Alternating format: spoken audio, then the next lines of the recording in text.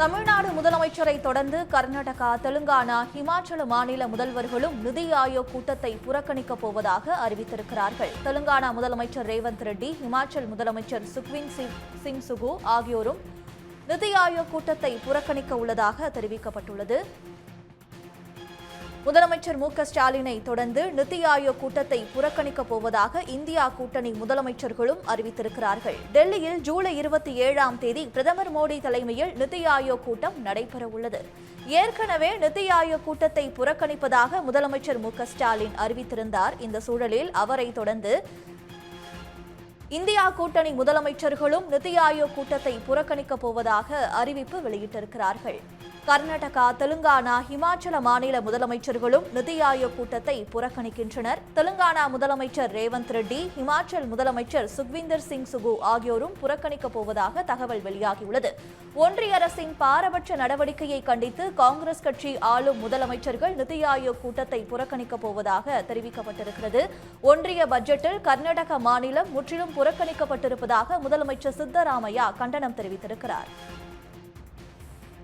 கூடுதல் விவரங்களுடன் செய்தியாளர் ராமகிருஷ்ணன் இணைப்பில் இருக்கிறார். ராமகிருஷ்ணன், தற்பொழுது தமிழ்நாட்டில் முதலமைச்சர் மு.க.ஸ்டாலின் முதல்ல அறிவிச்சிருந்தார் இந்த நிதி ஆயோக் கூட்டத்தை புறக்கணிக்கப் போவதாக. அவரை தொடர்ந்து மற்ற மாநில முதலமைச்சர்களும், குறிப்பாக இந்தியா கூட்டணி ஆளும் மாநிலங்களுடைய முதலமைச்சர்களும் இந்த நிதி ஆயோக் கூட்டத்தை புறக்கணிக்கப் போவதாக தெரிவிச்சிருக்கிறாங்க. கூடுதல் விவரங்கள்.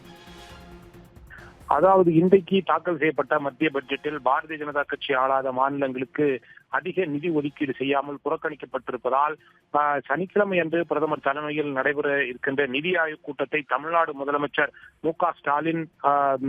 மு.க.ஸ்டாலினை தொடர்ந்து காங்கிரஸ் ஆளும் மாநில முதலமைச்சர்களும் கலந்து கொள்ளாமல் புறக்கணிப்பது என்று முடிவு செய்யப்பட்டிருக்கிறது. இந்த முடிவு என்பது சற்று முன்பு அறிவிக்கப்பட்டிருக்கிறது. காங்கிரஸ் கட்சியினுடைய பொதுச் செயலாளர் தான் இந்த அறிவிப்பை வெளியிட்டிருக்கிறார், கே.சி. வேணுகோபால். இந்த மாலையில் இந்தியா கூட்டணி தலைவர்களுடைய கூட்டம் என்பது இன்று தலைநகர் டெல்லியில் காங்கிரஸ் கட்சியினுடைய தலைவர் இல்லத்தில் நடைபெற்றது. அந்த கூட்டத்தில் தான் இந்த முடிவு என்பது எடுக்கப்பட்டிருக்கிறது.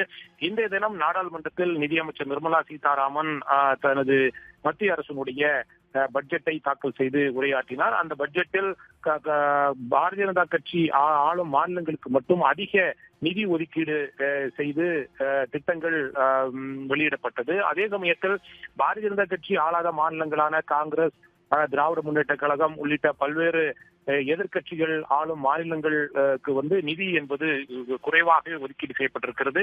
முக்கியமாக தமிழ்நாடு, தெலுங்கானா, கர்நாடகம், ஹிமாச்சல் பிரதேசம் உள்ளிட்ட மாநிலங்களுக்கு நிதி ஒதுக்கீடு என்பது முற்றிலுமாக புறக்கணிக்கப்பட்டிருப்பதால் இது கடுமையான ஒரு விமர்சனத்திற்கு உள்ளாக்கப்பட்டது. தமிழ்நாட்டை பொறுத்தவரையில் திராவிட முன்னேற்ற கழகத்தினுடைய தலைவரும் தமிழ்நாட்டினுடைய முதலமைச்சருமாக இருக்கின்ற மு.க.ஸ்டாலின் வருகின்ற 27ஆம் தேதி அன்று பிரதமர் தலைமையில் நடைபெற இருக்கின்ற நிதி ஆயோக் கூட்டத்தில் கலந்து கொள்ளப் போவதில்லை, புறக்கணிப்பதாக அறிவித்திருந்தார். இதைத் தொடர்ந்து காங்கிரஸ் கட்சி ஆளும் மாநிலங்களான ஹிமாச்சல் பிரதேசம், கர்நாடகம், அதே போன்று தெலுங்கானா ஆகிய மாநிலங்களை சார்ந்த முதலமைச்சர்களும் இந்த நிதி ஆயோக் கூட்டத்தில் கலந்து கொள்ள மாட்டார்கள் என்று அறிவிப்பு வெளியிடப்பட்டிருக்கிறது. காங்கிரஸ் கட்சியினுடைய பொதுச் செயலாளர் கே.சி. வேணுகோபால் தான் இதை தனது எக்ஸ் வலைதள பக்கத்தில் வெளியிட்டிருக்கிறார்.